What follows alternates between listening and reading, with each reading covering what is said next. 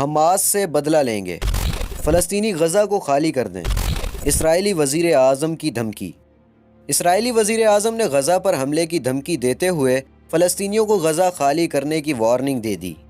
اسرائیلی اخبار کے مطابق اسرائیلی وزیر اعظم بنیامین نیتن یاہو نے کہا ہے کہ حماس سے کھل کر بدلہ لیں گے اور اسرائیل ہر جگہ بھرپور طاقت کا استعمال کرے گا۔ نیتن یاہو نے کہا ہے کہ اسرائیل میں جو ہفتے کو ہوا وہ کبھی نہیں ہوا تھا۔ یہ اسرائیلیوں پر بہت مشکل دن گزرا ہے۔ یقینی بنایا جائے گا کہ ایسا اب کبھی نہ ہو سکے۔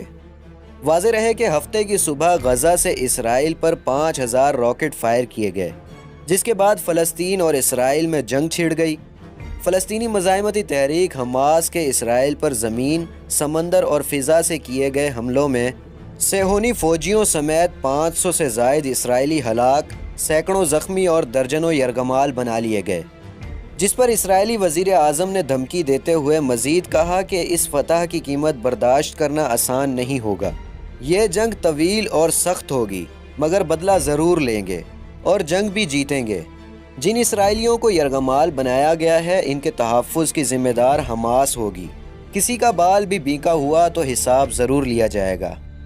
ناظرین، حماس کی اس کارروائی کے بعد کئی ممالک نے حماس کی حمایت کی اور کئی ممالک اسرائیل کے ساتھ کھڑے ہوئے۔ مصر، سعودی عرب اور ترکی سمیت کئی ممالک نے کہا کہ دونوں فریقین کو اپنے شہریوں کے تحفظ کے لیے صبر و تحمل اختیار کرنا چاہیے۔ تو دوسری طرف ایران سمیت کئی ممالک حماس کی حمایت کرتے نظر آئے اور مبارکباد بھی دی۔